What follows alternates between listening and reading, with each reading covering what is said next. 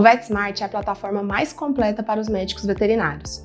Nosso prontuário totalmente digital e gratuito conta com inúmeras funcionalidades que facilitam sua rotina. Temos cadastro facilitado do pet e do tutor, histórico de atendimento, lembretes automáticos de vacina, prescrição totalmente digital, calculadora de dosagem, lojinha online e até bulário com mais de 4.000 produtos para consultar durante a rotina.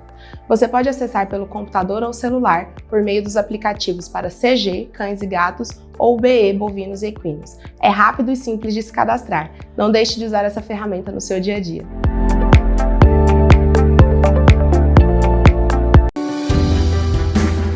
Mars apresenta Por que nos preocupamos tanto com qualidade?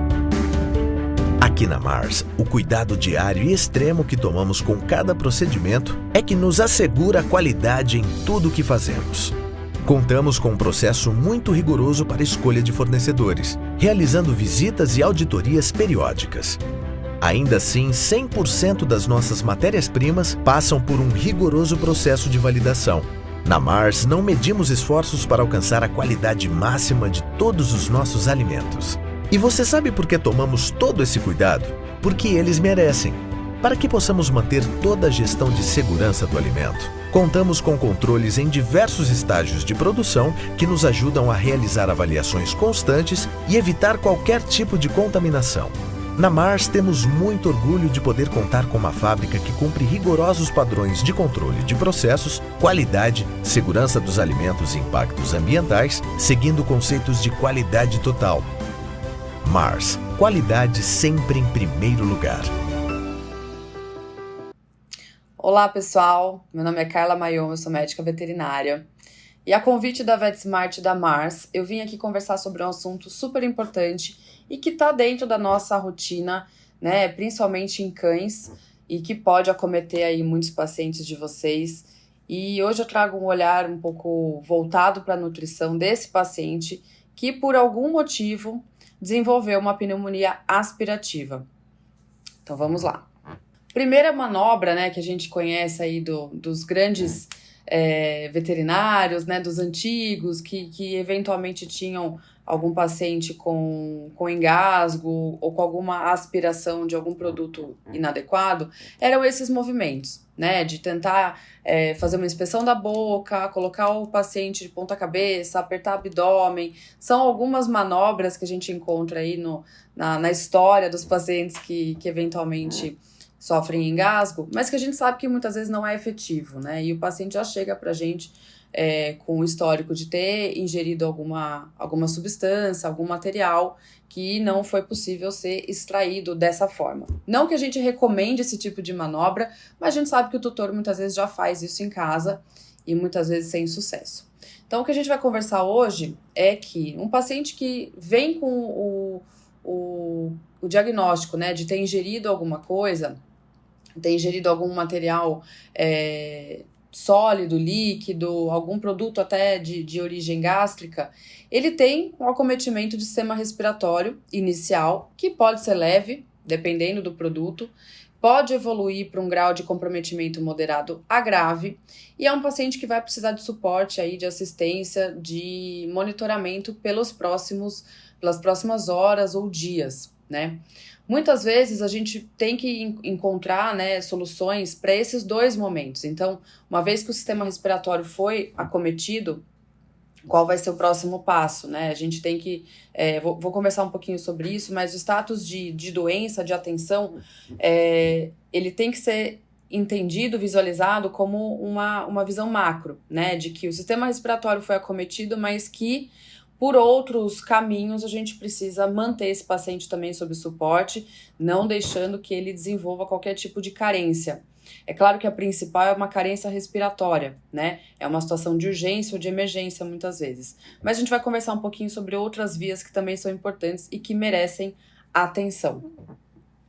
Primeiro ponto que eu sempre trago nas palestras, né, que é um gráfico do professor Aulus, que traz essa visão aí do que a desnutrição pode levar e que ela é levada, né, em situações de doença. Então, uma infecção, ela pode desencadear a desnutrição, a desnutrição pode desenvolver um prejuízo de sistema imunológico, que pode piorar uma infecção. Então, esse caminho, ele retroalimenta todos esses pontos e vão desencadear um prejuízo muito grande para o paciente. E independente da aspirativa, independente do que esse paciente ingeriu para o sistema respiratório, a grande chance de ele desenvolver uma infecção e desencadear essa tríade que merece muita atenção, principalmente nos primeiros dias. Então, o que a gente pode encontrar, né, nesses pacientes que desenvolvem um quadro inflamatório seguido de infeccioso é uma imunossupressão, é um consumo aumentado de energia, né? A gente vai conversar um pouquinho sobre essa linha aí de evolução. Pode acontecer prejuízos também em sistema digestivo, é por isso que é muito importante a gente falar sobre alimentação, porque uma vez que você só dá atenção para o sistema respiratório, que é a urgência, que é a emergência, outros sistemas podem ficar de lado, né, num primeiro momento. E aí as consequências, né, de perda de integridade epitelial, de translocação, podem acontecer e acontecem. A gente sabe que muitos veterinários ainda demoram, né, fazem um jejum mais prolongado, demoram para iniciar esse suporte nutricional, porque a via aérea é a prioridade. Mas vamos ver que a gente consegue fazer muita coisa quando temos essa visão aí de nutrição no paciente com pneumonia aspirativa. Um ponto importante que eu quero trazer também são as sensações, né, os sentidos que cães e gatos têm diferentes dos nossos. E por que isso impacta tanto, né, quando a gente fala de alimentação, de nutrição? Porque a superfície olfativa, principalmente dos cães, é extremamente importante, é extremamente comunicativa e faz uma diferença muito grande. Então, se um paciente está com uma superfície olfativa comprometida, a chance de ele ter interesse pelo alimento, a chance dele ter interesse em qualquer tipo de produto, de alimento, petisco, úmido, seco, é muito pequena, né? Então já é um paciente que vai me dar mais trabalho para fazer alimentação. Os gatos também têm uma superfície olfativa maior que a nossa, né? O olfato para eles é muito importante. Mas vamos ter atenção um pouquinho maior nessa linha aí de superfície olfativa, porque é um ponto de atenção, porque esses pacientes vão demorar um pouquinho mais para voltar a se alimentar espontaneamente, tá? Porque realmente é um sensor que chama muita atenção, que faz muita diferença para pacientes que estão com algum grau de comprometimento respiratório.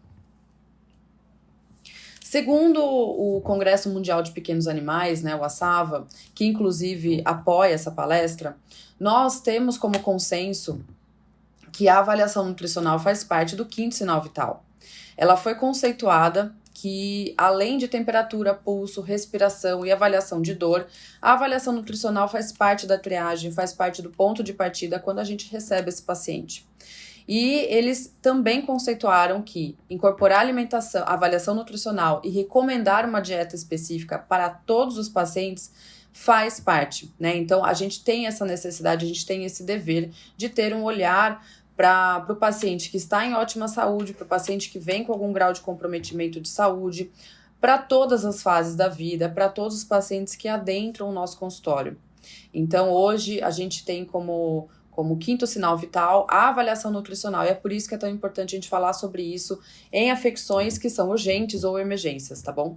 Quando a gente recebe um paciente, né, principalmente o serviço de nutrição, a primeira coisa é a gente fazer uma triagem, né? Então é esse ponto aí do quinto sinal vital, a gente vê como o paciente está, como ele se comporta, né? Se ele tem algum grau de perdas, se ele tem nível de consciência, se ele tem fatores de risco associados, né, a essa nutrição. O nosso olhar é sempre mais voltado para o grau de nutrição ou desnutrição desse paciente. Mas a título geral, né, de uma forma geral, a gente divide em dois grupos, né? Pacientes que não têm fatores de risco associados, que estão saudáveis, que estão em status de saúde bom, que estão num peso ideal, que estão com um status de massa muscular também adequada, estão hidratados, sem nenhuma queixa, né? Esses pacientes que adentram, eles vão receber uma orientação, porque geralmente são pacientes que estão rígidos e tiveram algum comprometimento pontual, agudo, e ainda não desenvolveram algum grau de desnutrição.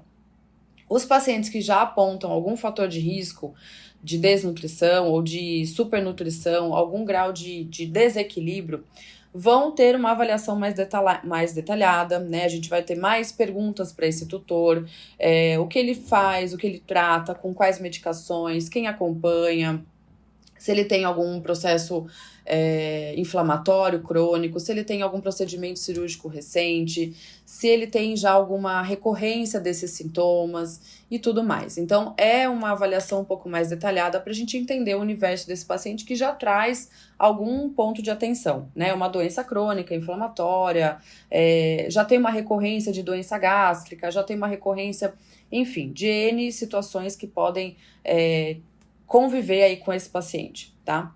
E no segundo momento dessa avaliação, a gente intervém, né? Vê qual é o melhor caminho, o melhor momento de interferir na alimentação, na nutrição desse paciente.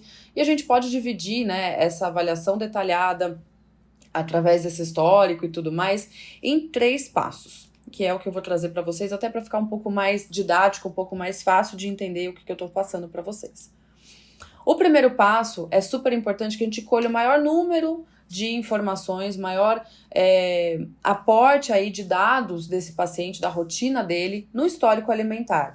É claro que ele já passou pelo clínico, é claro que ele já teve um suporte prévio aí para estabilizar toda a fração respiratória, tirá-lo do risco.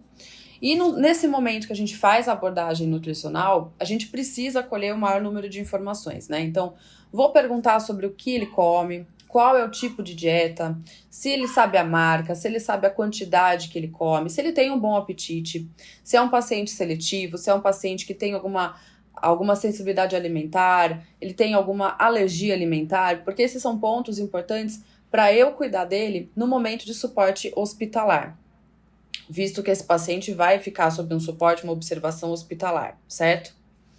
É muito importante também entender qual é o manejo que ele recebe em casa, né? Se ele come com auxílio, se ele come com uma temperatura específica, ele só consegue comer numa posição específica, ele só consegue comer numa vasilha que tem um formato diferenciado, quantas refeições ele faz.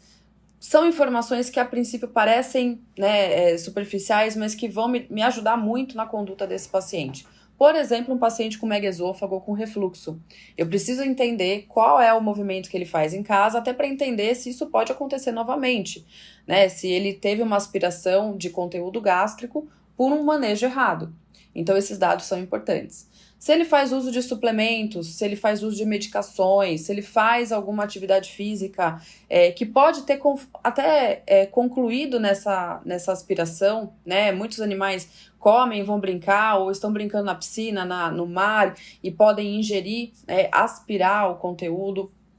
Então, são informações importantes. E também para entender o metabolismo, né? Se esse paciente tem um consumo calórico basal maior, menor, se ele é ativo, se ele é sedentário, enfim. Se existem intolerâncias, sensibilidades alimentares, alergias alimentares, que vão me colocar aí com mais um ponto de atenção na hora de escolher qual vai ser a conduta nutricional, se eu posso oferecer X alimento ou não, se esse animal precisa de uma dieta particular, exclusiva, se ele já tem acompanhamento com algum profissional para isso. Então, também são pontos de atenção importantes. Acesso a petiscos, né? Existe também a possibilidade de aspiração de pequenos petiscos, de ossinhos, de brinquedos. Então, esses pontos também são importantes, principalmente para os animais que têm consumo de ossos. Ossos naturais, ossos de couro, ossos de silicone. A gente sabe que muitos têm o hábito de consumir esses produtos, também podem ser aspirados e formarem aí uma pneumonia aspirativa por corpo estranho. Então, também entra uma educação, né, uma consciência para esse tutor no momento desse primeiro passo. No segundo passo vem a avaliação física. Todo paciente internado, todo paciente com suporte hospitalar precisa de uma avaliação física nutricional. Nosso olhar é bem diferente do olhar do paciente, do médico veterinário clínico ou intensivista, né? A gente vai fazer uma avaliação física de score corporal, de score de massa magra, avaliar se ele tem algum grau de malnutrição ou de supernutrição. Lembrar que os pacientes que estão acima ou abaixo do peso estão em nutrição. Eles estão em desnutrição, né? Que a gente chama de má nutrição, porque nem todo paciente acima do peso tem uma boa qualidade de nutrição, né? A gente considera o paciente em sobrepeso ou obeso um animal doente, então ele não tem uma margem, né, de excedente calórico que favorece o quadro dele. Na verdade, ele tem uma margem de excedente calórico que prejudica o quadro dele. Então, esses dois casos, essas duas pontas me mostram também pontos de atenção, porque é um paciente que não está com uma nutrição adequada assim que ele chega para ser atendido. E o terceiro passo são as tomadas de decisão. Então, o que eu vou fazer, qual vai ser a via de acesso, qual vai ser o suporte nutricional, por onde eu começo, quais são os cálculos e tudo mais, certo? Então, a gente vai acompanhar um pouquinho de cada segmento. Os principais distúrbios, né, para quem adentra ao consultório, ao serviço de emergência com um quadro aí de aspiração, principalmente... são pacientes que já perderam, a sensação de apetite, são pacientes que eventualmente vêm com um quadro de vômitos, né? São situações que podem evoluir para aspiração. Pacientes que estão em CIS, né, e podem evoluir para sepse. E pacientes que estão com nível de consciência reduzido. Então, a gente tem que ter esses pontos de atenção, porque são quadros, né, são momentos aí que podem... confluir para um paciente com pneumonia aspirativa. Geralmente eles não estão comendo por uma questão de prioridade, né? Eles não têm interesse, não estão com o olfato funcional para ter esse interesse pelo alimento, e é compreensível, né? A prioridade no organismo é o oxigênio, mas um comprometimento por secreção, por infecção, por algum tipo até de obstrução, a perda de apetite é o primeiro sinal, o primeiro distúrbio. Pacientes que têm vômitos recorrentes também a gente tem que ter um grau de atenção maior, porque não basta só tratar a causa, né, a consequência que é a pneumonia aspirativa, mas também tratar a causa, buscar o porquê desse vômito incoercível, esse vômito que não cede, por que ele tem essa cronicidade, que pode inclusive levá-lo a outros episódios de aspiração. Tá? E pacientes, como eu comentei, né, em semicoma ou coma, por conta de motilidade, por conta de decúbito, podem também produzir esse tipo de patologia de aspiração. Tá? Bom, num paciente internado, então, é muito importante a gente saber o momento de intervir. Né? Depois que esse paciente adentra ao serviço, ele tem alguns momentos ali de atenção. E a nutrição, ela não é secundária, terciária, ela é também primária. Mas a gente tem que saber o momento de intervir nesse caso, né? Eu acho que é uma dúvida aí bastante comum de muitos colegas. Bom, é muito importante, como eu comentei, a gente entender qual é o status desse paciente pré-doença. Como que ele adentrou? Como ele estava? Ele estava numa... Lembra daquela triagem que eu mostrei? Ele tinha algum fator de risco associado? Se sim, vamos intervir com mais atenção, talvez com menos tempo. Se não, esse paciente chegou saudável, chegou eutrófico, chegou, né, com uma alimentação correta, tudo bonitinho. Então, a gente tem um outro ponto de atenção que a gente pode esperar um pouco mais para estabilizar esse caso, tá? O tempo de curso, para a gente entender, né, a mudança de metabolismo do paciente crítico, um paciente que está em suporte hospitalar, a gente tem até 3 dias, né, de um metabolismo reduzido para estabilidade, para manter esse paciente hidratado, medicado, um suporte, enfim, suporte seja de oxigênio, seja de antibiótico, o que ele precisar até 3 dias. O que não quer dizer que ele vai ficar em jejum por 3 dias. A gente vai conversar sobre isso, mas essa linha, esse gráfico em 3 dias faz com que haja uma mudança de metabolismo de hipo para hipermetabolismo, para hiperconsumo calórico, que muda totalmente o cenário desse paciente, que antes conservava energia, agora ele gasta em excesso e todo o protocolo nutricional dele vai mudar depois desses 3 dias. Tá? A gente tem essas fases nomeadas como fase flow e fase IB. São fases que mudam completamente o metabolismo, passando do hipermetabolismo até o catabolismo. E faz com que esse paciente, se ele não estiver ingerindo o necessário em energia que ele precisa, ele vai consumir tecido próprio, ele vai fazer um catabolismo que é totalmente patológico, né? Não é saudável. e pode muitas vezes trazer outros problemas além do que startou, que trouxe ele ao atendimento. Então, vai prejudicar o tratamento, vai prejudicar a evolução positiva dele ao tratamento com antibióticos, com oxigênio, recuperação, enfim. Então, essa ativação, né, de toda a cadeia inflamatória, ela acontece num período médio, né, em pacientes que não estão com grandes fatores de risco associados. Se for um paciente já cardiopata descompensado, um paciente renal que está com azotemia alta, claro que esses fatores vão agravar e talvez esse número de dias seja muito menor. A gente talvez não tenha essa fase de hipometabolismo, talvez ele já esteja em hipermetabolismo quando ele chega com essa pneumonia, tá? Imaginem um paciente azotêmico que começou a ter vômitos e fez aspirativa. Então, ele já está num quadro de hipermetabolismo, de consumo alto calórico por uma doença crônica que ele apresenta pregressa, e quando ele chega, isso só aumenta, só piora porque ele trouxe mais uma patologia. Então, esse timing de intervenção se torna menor, né? Então, a aspiração pode acontecer, como eu comentei, né, com aspiração de líquidos, conteúdo gástrico, conteúdo alimentar, aspiração de corpo estranho, aspiração de tóxicos, fármacos, né, e também pode acontecer por presença de parasitas e também algum acometimento infeccioso, bacteriano, fúngico, viral, mas a gente não consideraria como primário e sim secundário, né? Quando a gente fala de pneumonia aspirativa, ela pode evoluir para uma infecção, mas o que foi o gatilho, qual foi o start primário, geralmente são aspirações desses compostos que eu comentei aqui, tá? Bom, dando sequência, como eu comentei, a gente tem um período de estabilização, é compreensível, é necessário que esse paciente estabilize, né, que a gente dê acesso aí à ventilação, dê acesso à hidratação, trate os sintomas de base, né, se ele tiver com excesso de vômitos, náusea, se ele tem algum outro comprometimento, se há necessidade de alguma intervenção cirúrgica, aspiração de conteúdo ou apenas observação. Então, esse período de 12 horas é um período compreensível, ok, para a gente aguardar as primeiras respostas do paciente. E é importante que ele esteja em jejum, né, para a estabilidade do conteúdo gástrico, estabilidade do paciente como um todo. São as primeiras avaliações bioquímicas, são as primeiras avaliações de lactato, né, todas as avaliações de ambiente intensivo que a gente precisa para entender o quadro, né.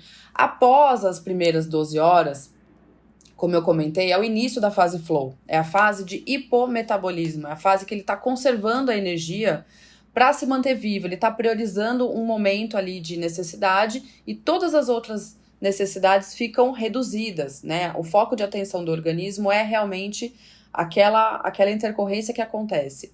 Então, nesse início de fase, a gente tem um tempo, né, que a gente consegue aguardar esse paciente voltar à estabilidade, voltar a ter um conforto, voltar enfim, ter um acesso aí a melhores parâmetros, tá?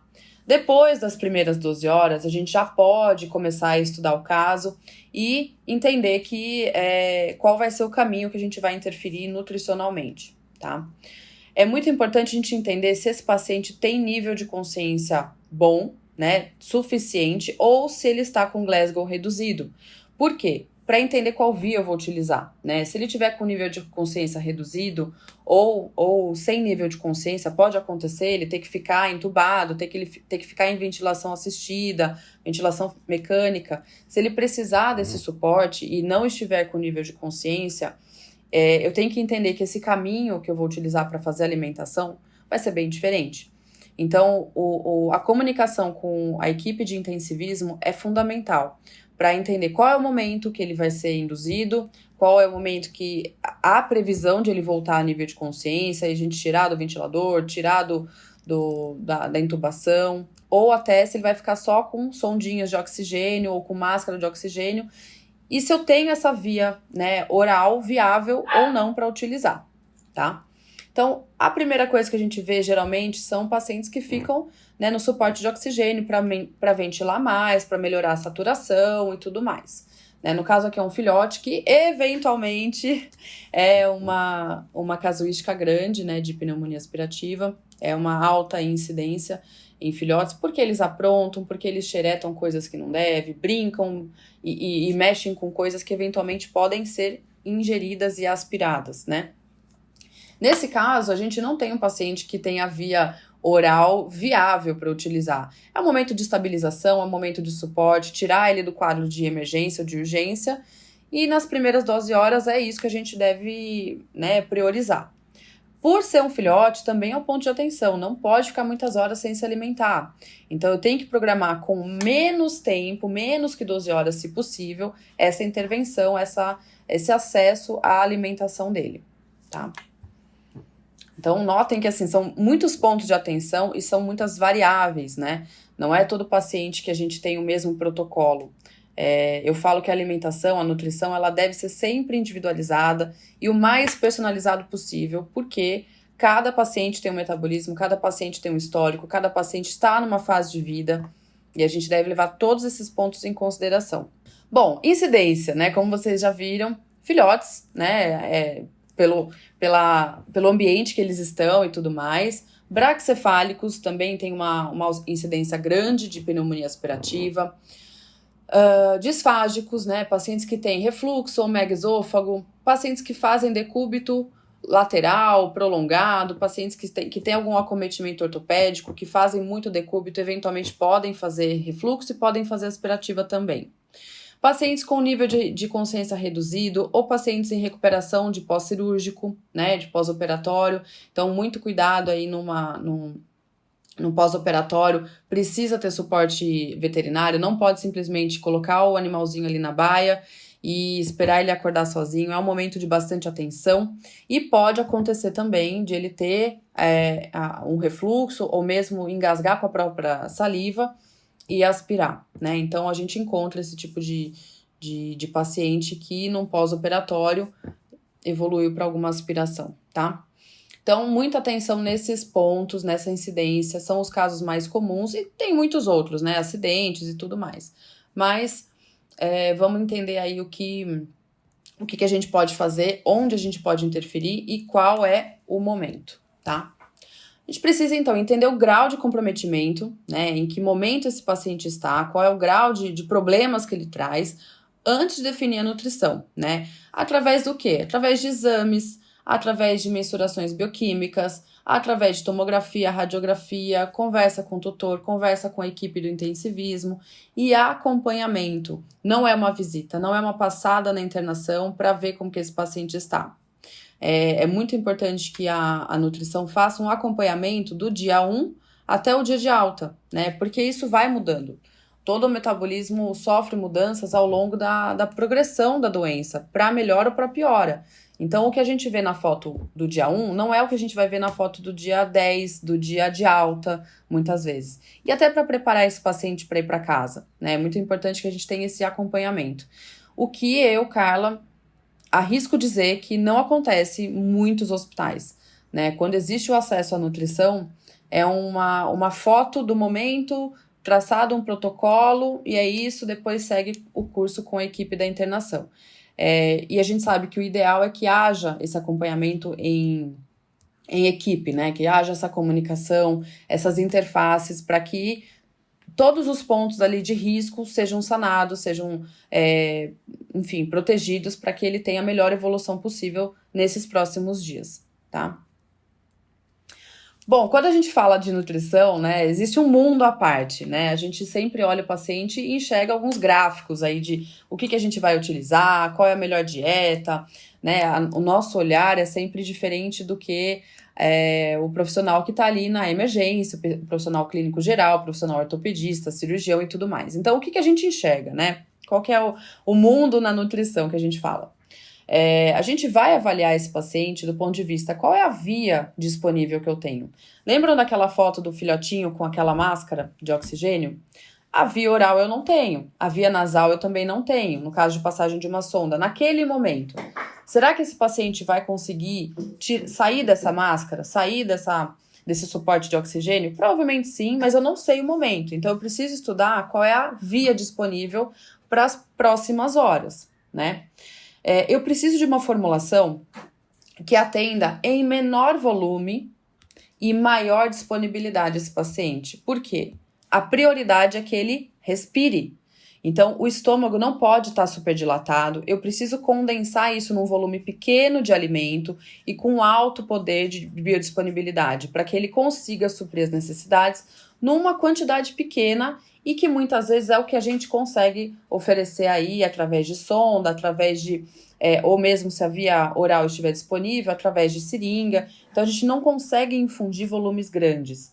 Né? Então, esse alimento precisa ser um alimento que a gente fala hipercalórico, com alta gordura, com alta proteína e baixo volume, tá? Então, não é qualquer formulação que eu consigo esse tipo de composição. Então, isso vai também da expertise do profissional, conhecer o mercado, conhecer as oportunidades e os produtos para a gente utilizar a melhor delas no paciente. Preciso de um alimento com alta energia, né, e que tenha alta proteína. Para quê? Para condensar, para dar a melhor opção, o melhor consumo desses nutrientes para o meu paciente, que a prioridade dele é respirar e sair daquele quadro de CIRS, que eventualmente pode evoluir para um quadro de sepse, que a gente não quer, mas que pode acontecer, e na maioria dos casos acontece. Então, ele já tem alguns comprometimentos em que a prioridade é o respiratório. Eu preciso oferecer uma alimentação que eu consiga a melhor resposta no menor volume possível e que supra o que ele precisa, tá? Não é um cálculo fácil, não é uma matemática trivial, então por isso que é tão importante essa avaliação nutricional com acompanhamento. Muitas vezes a gente utiliza também nutrientes que melhoram a resposta imunológica, nutrientes que vão fazer com que a modulação de células inflamatórias seja melhor, a produção de células inflamatórias seja melhor, para debelar algum processo que esteja inicial, né? É claro que a gente muitas vezes utiliza anti-inflamatórios, utiliza antibióticos, mas eu preciso que essa resposta imune esteja ativa, esteja fortalecida, e muitas vezes alguns nutrientes são adicionados ao protocolo para melhorar essa resposta, principalmente de mucosa, de barreira, não só intestinal, mas também respiratória. Então, muitas coisas a gente consegue otimizar, que eu chamo de suplementações estratégicas, né? E é muito importante a gente também colocar como meta, como objetivo, o retorno ao espontâneo, a ingestão espontânea desse paciente. É muito importante que a gente tenha uma meta, né? Quantos dias a gente tem para fazer esse suporte assistido e programar esse paciente para voltar a comer sozinho, né? Então, em casa, ele não vai comer por sonda, ele não vai comer por seringa, ele vai comer de preferência espontaneamente. Então, esse retorno ao espontâneo é muito importante que a gente tenha também o quanto antes dentro do nosso protocolo, tá? Então, aqui eu acho que é um slide bem importante, que merece bastante atenção. O que a gente utiliza nesse momento de suporte hospitalar não é o que a gente vai utilizar em casa, ele é utilizado realmente para uma situação ímpar, de prioridade respiratória, de prioridade, né, de pouco volume, mas alta absorção, alta biodisponibilidade, para que esse paciente mantenha a via entérica principalmente viável, se for possível, e consiga debelar aí esse processo inflamatório / infeccioso que ele está apresentando, tá? Trago também algumas equações aqui de cálculos basais, né? É sempre o basal que a gente tem o start para cálculo de caloria do paciente internado.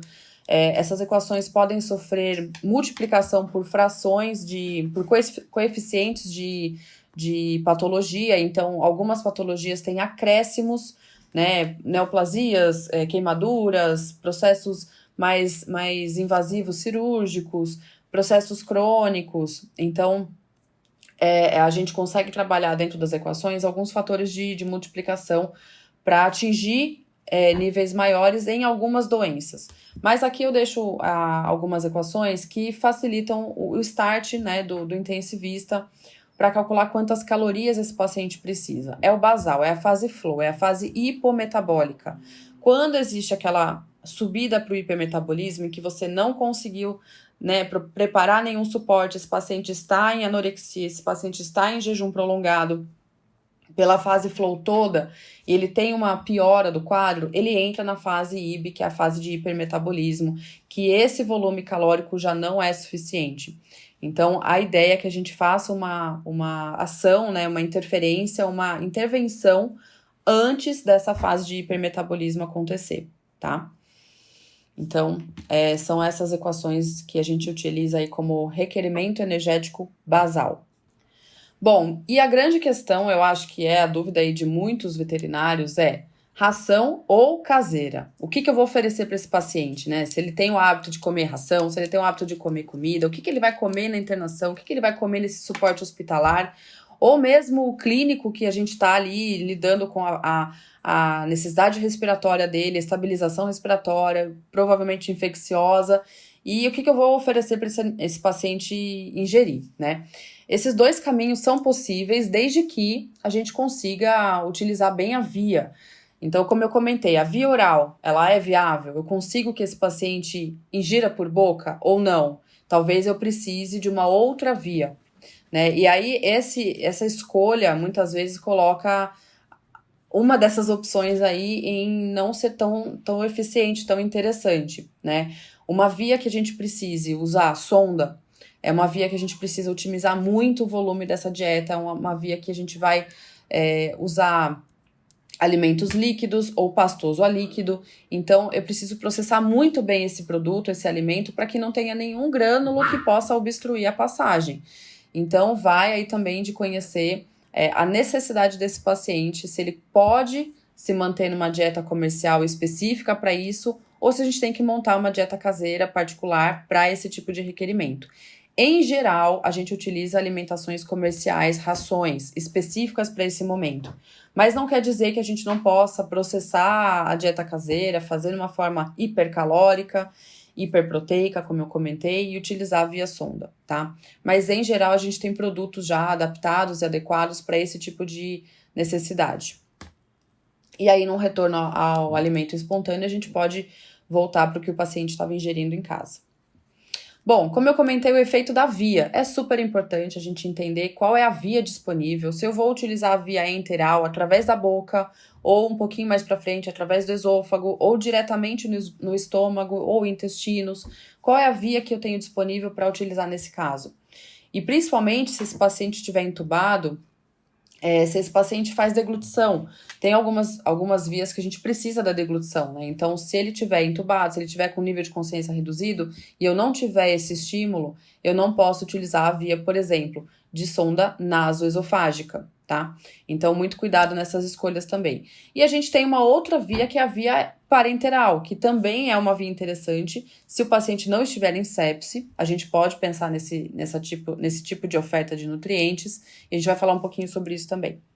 Bom, é muito importante que quando a gente pensa na via enteral, né, que a gente não coloca esse paciente em jejum prolongado. Como eu comentei das fases de metabolismo, existe também uma capacidade de permeabilidade seletiva quando há um jejum prolongado, um jejum aí de mais de 8, 12 horas.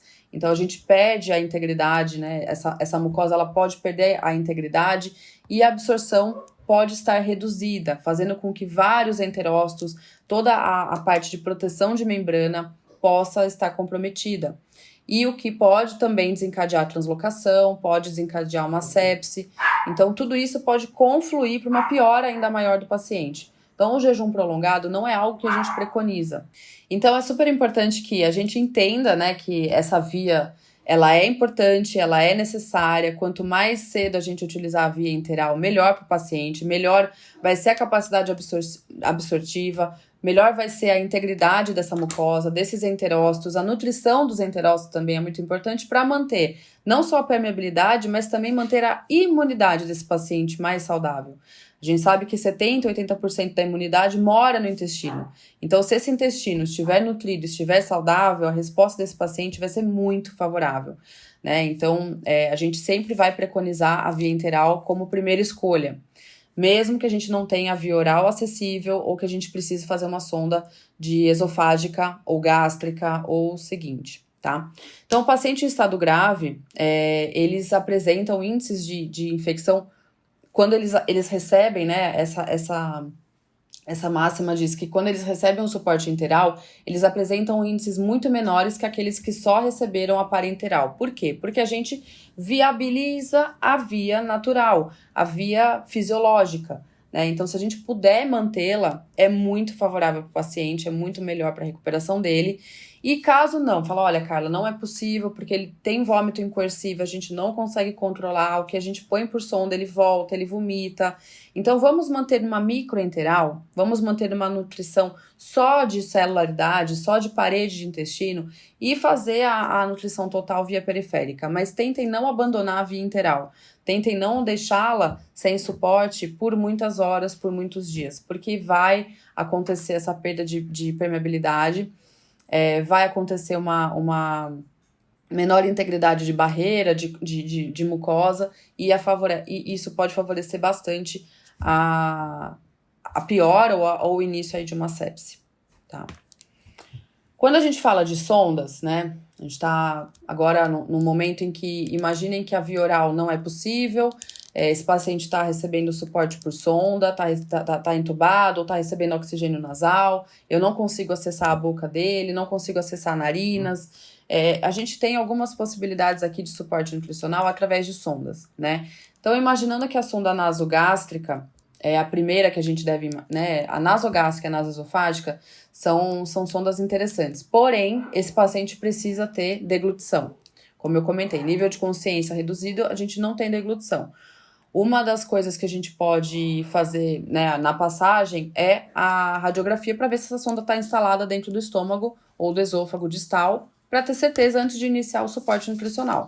Mas, em geral, a gente já parte para uma dieta via sonda esofágica, que é uma sonda instalada diretamente no esôfago. Se o paciente estiver com um nível de consciência reduzido ou anestesiado, a gente consegue fazer esse procedimento rapidamente, e essa sonda tem um tempo de uso bem mais longo, ele consegue se recuperar mais tranquilamente, menos estresse, e não acomete aquela superfície olfativa que eu comentei, que já está debilitada, né? Principalmente em felinos, essa região de espelho nasal é muito sensível. Então, muitos pacientes que evoluem favoravelmente da pneumonia, mas que estão de sonda, demoram mais tempo para voltar a se alimentar, porque existe uma relação de incômodo, né, no espelho nasal muito grande quando a sonda está ali presente. E isso piora o retorno à ingestão espontânea. Mas com esofágico isso não acontece. Então, é a via de escolha que a gente geralmente utiliza quando é possível, né? Se esse paciente for passar por um procedimento, por exemplo, cirúrgico, para retirada de algum produto, para retirada de líquido, a gente já aproveita esse momento para passagem da sonda esofágica, tá? Então, custo baixo, geralmente a dieta pode ser mais densa do que uma dieta que é usada por naso gástrica ou esofágica, que são calibres menores. Então, na esofágica, a gente tem um calibre um pouco maior de sonda e consegue infundir uma dieta um pouco mais densa em calorias e em textura, né? Precisa de um procedimento anestésico, mas geralmente esses pacientes que estão com pneumonia aspirativa já estão num suporte aí de oxigênio ou entubados, até para melhorar essa fração de saturação. Então é possível muitas vezes a gente aproveitar esse momento e passar a sonda.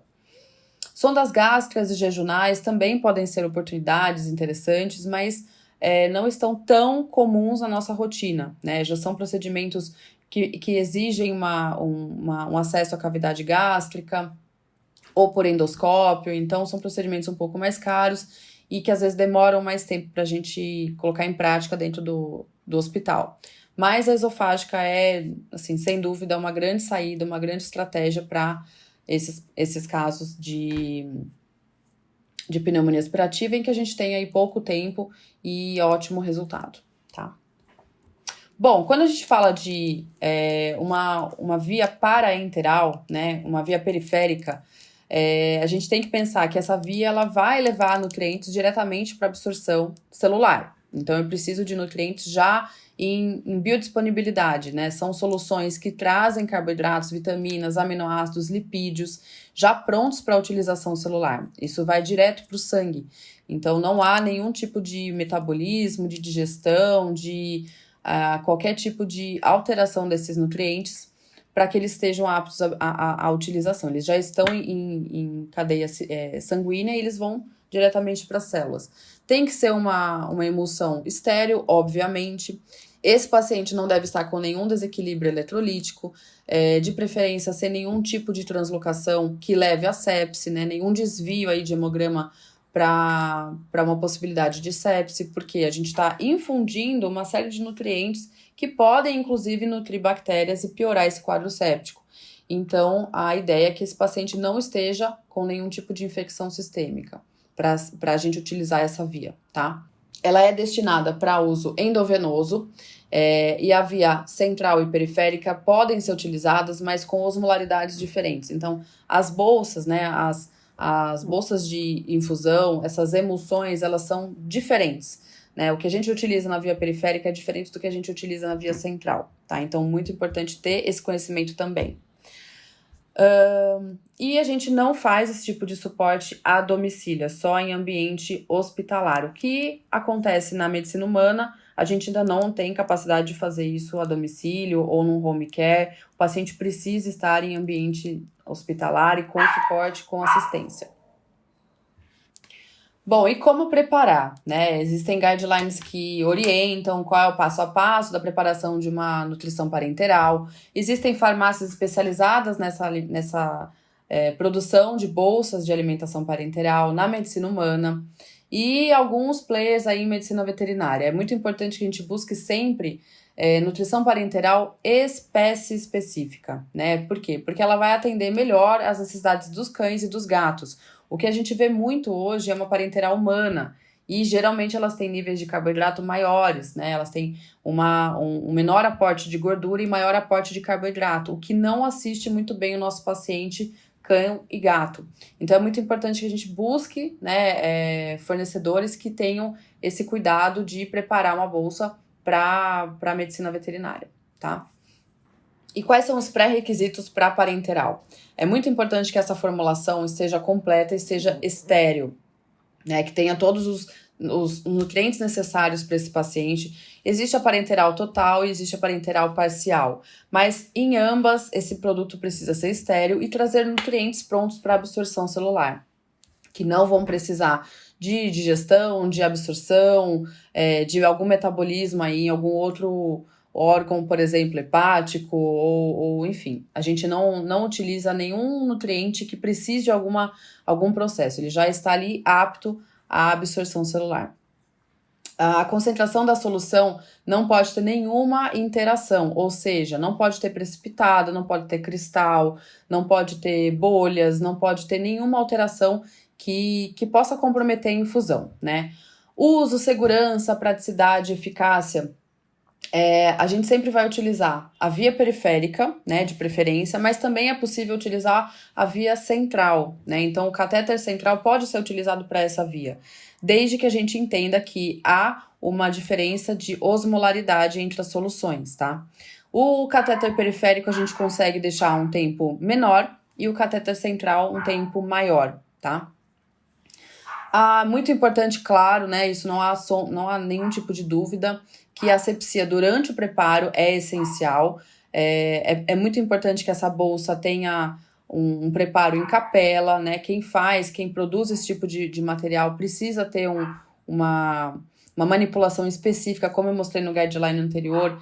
Tem uma série de passos, né, que fazem com que não haja precipitado, que tenha uma ordem certa de mistura e que seja realmente asséptico, né? É um ambiente, assim, extremamente cuidadoso para que a gente consiga fazer uma solução que traga o benefício que a gente espera e não traga nenhum outro prejuízo. É muito importante corrigir desequilíbrios eletrolíticos e metabólicos, né? Esse paciente não pode estar com distúrbio de potássio, de cálcio, de cloro, de sódio. A gente precisa estabilizar principalmente os eletrólitos antes de iniciar uma infusão de parenteral, tá? Essa bolsa não pode estar exposta à luz, calor, muito cuidado com o transporte. Então, geralmente elas chegam refrigeradas em cápsula âmbar, né? Elas são protegidas da luz e a infusão também deve ser protegida da luz. Então, por quê? Porque existem vitaminas ali que são termossensíveis que, uma vez que expostas à luz, elas podem sumir, podem ser oxidadas e a gente acaba perdendo a eficácia desse produto, tá? Então, alguns cuidados importantes aí para quem for utilizar a via periférica. Indicações. N indicações. Elas são realmente muito... as nutrições parenterais, central ou periférica, elas têm um nível de indicabilidade muito grande. Porém, a gente não usa com tanta frequência no paciente cão ou gato, porque muitas vezes a gente consegue sucesso na via enteral, tá? Mas, por exemplo, a gente pode utilizar a via periférica em pacientes neonatos que não mamam, né, que não tem sucção, em êmese coercível, como eu comentei, vômitos que não cessam, vômitos que a gente não consegue controlar com medicações, em úlceras orais, pancreatopatias, enterectomias, intussuscepção, em que a gente precisa de uma pausa, um descanso de alça, né, e a gente não pode ter nenhum conteúdo passando por algum período nesse lumen intestinal. Corpo estranho, né, em que você precisa também de um procedimento operatório aí um pouco mais extenso e também de descanso de alça. E lembrar que nesses períodos de descanso ou de jejum, a gente deve manter pelo menos uma via de microenteral, tá? Quando a gente fala jejum prolongado, não deixe de lembrar que existe uma via de nutrição microenteral que pode auxiliar muito a manutenção desses enterócitos, mucosa e barreira, ok? A gente também pode associar a parenteral em pacientes com neoplasias que não estão ingerindo o aporte necessário via oral, pacientes com caquexia bastante evoluída que também não ingerem a necessidade calórica via oral ou via entérica, hipoalbuminemia, porque você já infunde proteína, né, na circulação, e é claro que são aminoácidos, não é albumina, mas isso favorece também a pressão oncótica e também favorece a produção dessas proteínas séricas. Pacientes em coma ou convulsão com nível de consciência reduzido por uma questão de via realmente que não necessite de peristaltismo, que não necessita de deglutição e que faz um suporte nutricional importante. Pacientes paralisados, pacientes com gastropatias, pacientes com síndrome da má absorção, então até você iniciar o suporte entérico e que você precisa de mais tempo para que ele saia dessa síndrome de má absorção ou que não entre nela, né, em pacientes que estão hiporéticos ou anoréticos há muito tempo. A gente sabe que a gente tem um tempo de infusão de alimento bem gradual, bem lento. Então, para que você não perca tempo, associar a via periférica pode ser muito interessante, tá? Pacientes com peritonite, obstruções gastrointestinais, enfim, a via periférica ela deve ser mais utilizada do que a gente utiliza hoje em dia. Ela precisa de um pouco de experiência, sim, mas é uma via muito interessante que traz muitos benefícios e que pode ajudar muito esse paciente, que no caso hoje é um paciente que tem a via respiratória acometida. Alguns obstáculos, né, que é importante a gente falar também, além das indicações. Então, o tempo de espera é muito importante que a gente entenda que essa estabilização do paciente ela é prévia à nutrição parenteral, para que a gente estabilize a fluidoterapia, estabilize os eletrólitos, estabilize todos os parâmetros possíveis para a gente infundir esse tipo de suporte periférico, né? É um alimento que tem um custo um pouco mais elevado, é um ambiente só hospitalar que pode utilizar, o paciente precisa de um acesso periférico, né? Então, se ele tiver com todos os acessos comprometidos, tenta separar um, pelo menos, para uso exclusivo da nutrição parenteral ou via central. É um paciente que, se tiver algum tipo de reação à bolsa, ele pode ter reações como hemólise, coagulação intravascular disseminada, ele pode ter flebite, tromboflebites. Se não tiver esse cuidado com relação à asepsia do início da bolsa, ele pode ter a entrada de alguma bactéria para a corrente sanguínea e desenvolver uma sepse, que não é comum, tá, gente? Geralmente a sepse ela já está acontecendo e por um erro ali de identificar isso, quando coloca a bolsa, ela piora. Mas é muito importante ter certeza que esse paciente não está em sepse antes de iniciar ou de calcular uma dieta parenteral, tá? Essa bolsa deve ser infundida em 24 horas, então essa seria a nutrição parenteral total em 24 horas. E ela tem ação, como eu comentei, como uma transfusão. Então, ela pode ter reação. As primeiras horas são parâmetros importantes para a gente mensurar se esse paciente vai continuar com a bolsa ou não, porque ele pode ter reação a ela, tá? Como qualquer infusão na corrente sanguínea pode ter uma reação. Até uma infusão de dipirona pode dar uma reação. Então, toda infusão que a gente faz precisa de suporte, de atenção nas primeiras horas, tá? Como eu comentei, a tonicidade da via periférica é diferente da via central, a osmolaridade é diferente. Então, se você for utilizar a via central, você tem uma possibilidade de usar uma solução mais concentrada, né, com uma tonicidade, uma isotonicidade superior à via periférica, por uma questão de calibre, de osmolaridade, tá? Infelizmente, a gente não tem muitos players que trabalham com parenteral espécie específica. Fica a dica aí para quem tiver, né, acesso a isso ou tiver pensando em desenvolver algo assim. É um mercado muito importante e pouco explorado, né? E é muito importante que essa bolsa seja utilizada o mais rápido possível assim que ela é produzida, porque ela não tem uma vida útil muito longa. Em geral, são 24 horas só de validade. Então, esse armazenamento precisa também ser calculado para que você não tenha prejuízo e o paciente também possa utilizar a bolsa o mais rápido possível. Tipos de solução parenteral, né? Como eu comentei, a gente tem 2 tipos principalmente. A solução com lipídio e a solução sem lipídio. A solução com lipídio, ela fornece mais calorias, é óbvio, né? Ela consegue atingir aí até 1,4 quilocaloria por ml. É uma solução mais calórica, que atende melhor o suporte desse paciente. Mas não é todo paciente que pode receber a solução com lipídio, né, periférica. Então, a gente tem que estudar se é o caso, se é um paciente já com hiperlipidemia ou que tem algum comprometimento metabólico que não possa utilizar lipídio via periférico. Nesses casos, a gente utiliza a parenteral sem lipídio, né, que chega aí por volta de 1 quilocaloria por ml e atende bem os pacientes também, porque ela fornece basicamente aminoácidos, vitaminas, minerais e açúcares, tá? Então, atenção também nesse tipo de concentração, nesse tipo de solução. Cuidados no preparo, né? Então, são soluções manuseadas em capela, com toda EPI estéreo, luva estéreo, tudo muito cuidadoso, com muitos passos aí, como eu comentei, porque é uma solução que precisa de muita segurança, né? O equipo âmbar, a bolsa coberta, de preferência em bomba de infusão, para você ter um controle dessa velocidade, para você ter um controle se entupir o catéter, se não, para que não haja nenhum tipo de risco de desvio aí durante a infusão, tá?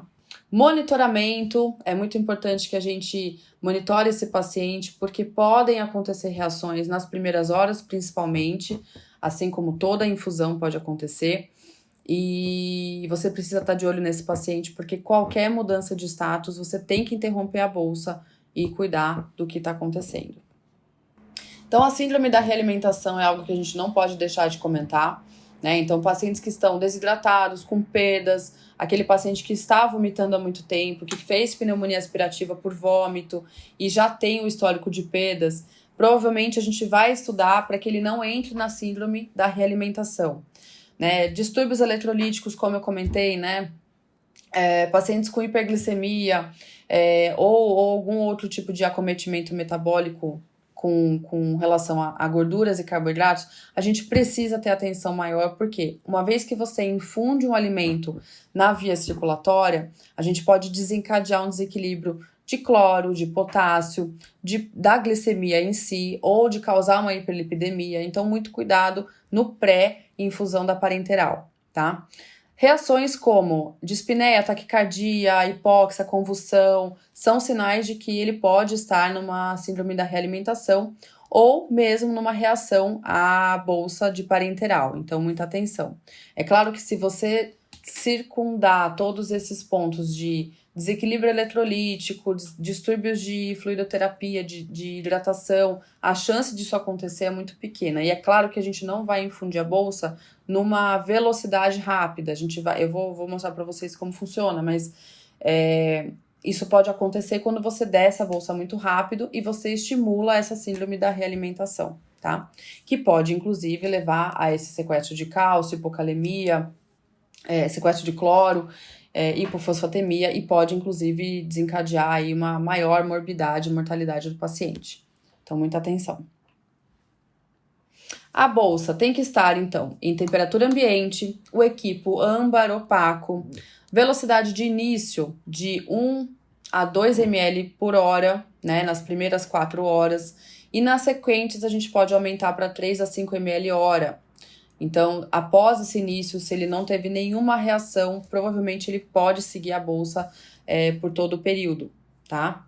É muito importante monitorar os sinais vitais nessas primeiras horas, acompanhar com hemograma e bioquímico em dias alternados, hematócrito, plaquetas e plasma uma vez ao dia, glicemia de preferência a cada 8 horas e o peso uma vez ao dia. São parâmetros simples que a gente pode monitorar junto com a equipe de internação, e que vão me trazer esse prognóstico, que vão me trazer se esse paciente está evoluindo bem, se ele está aceitando bem a nutrição periférica, enteral, ambas, que a gente pode também fazer a associação das duas. Então, são monitoramentos, né, o acompanhamento que é simples de fazer e que faz muito sentido, traz muita informação de prognóstico, tá?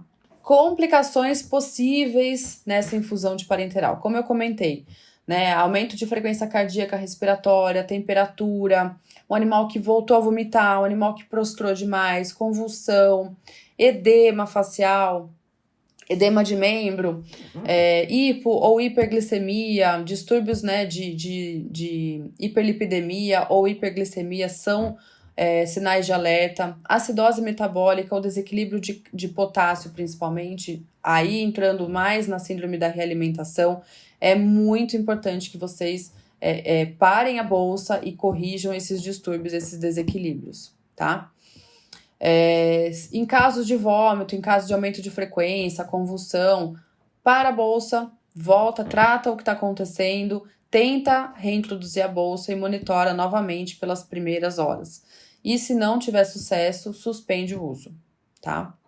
Então, como toda infusão, toda transfusão, é muito importante esse monitoramento. Em geral, os pacientes vão bem, né? Não é tão comum essa reação, mas pode acontecer, a gente tem que alertar, tá? Bom, seguindo então um pouquinho agora, pra gente até finalizar.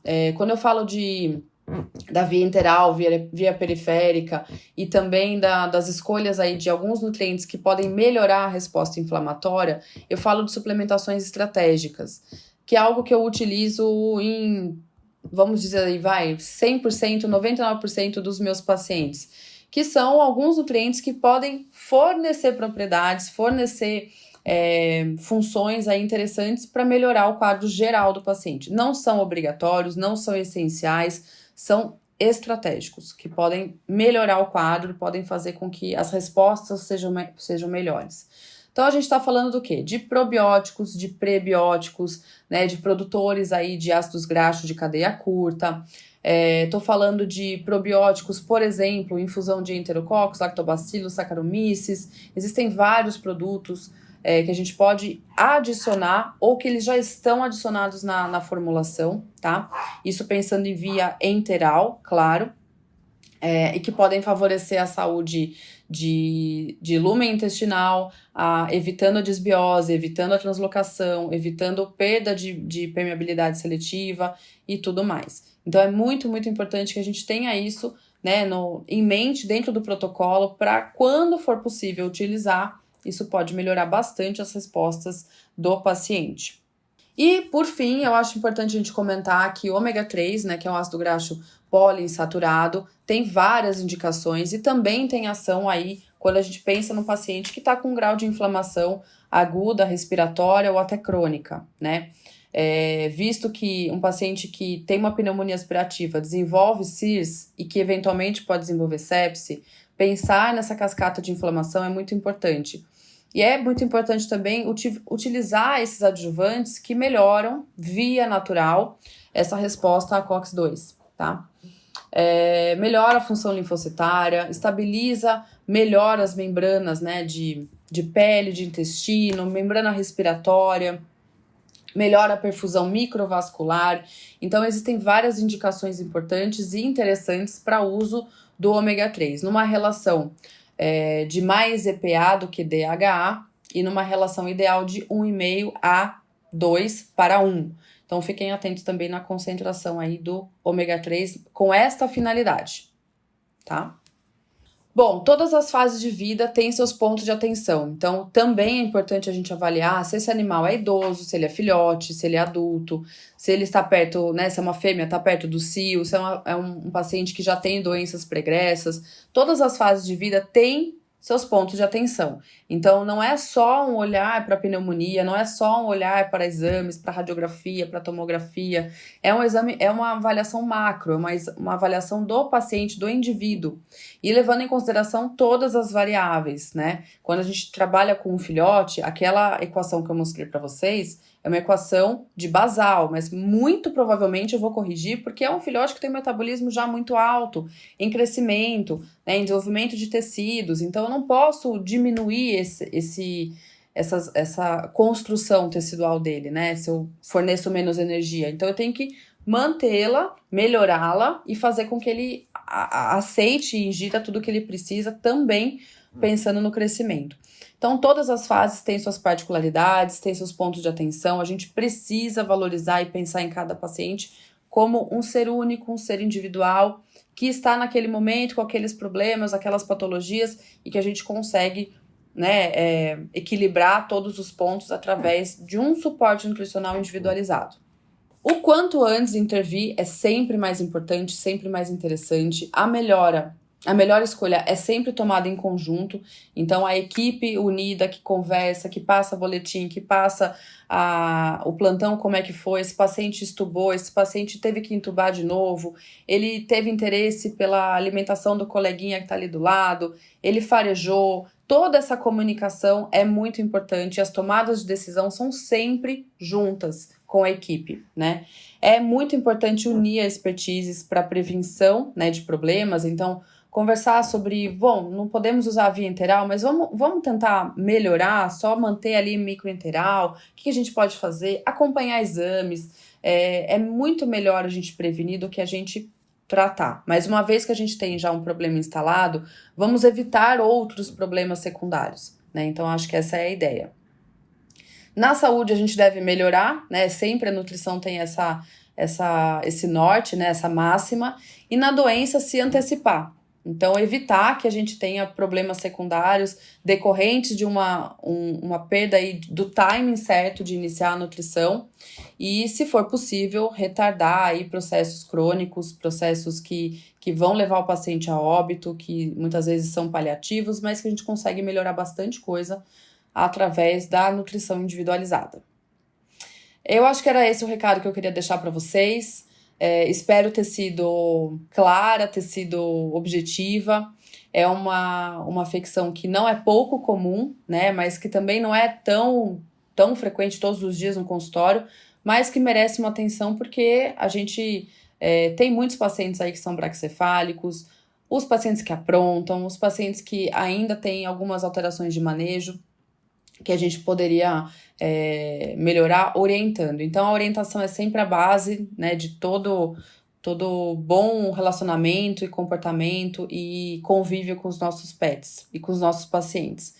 Então, é isso. Quero deixar também os meus canais aqui, os locais que eu posso ser encontrada, para quem tiver dúvidas. Agradecer muito e mais uma vez a Mars Pet Care, o Instituto Altam e a VetSmart pelo convite. Espero que nos encontremos próximo, né, no próximo evento, o quanto antes. E é sempre um prazer estar aqui conversando com vocês. Muito obrigada.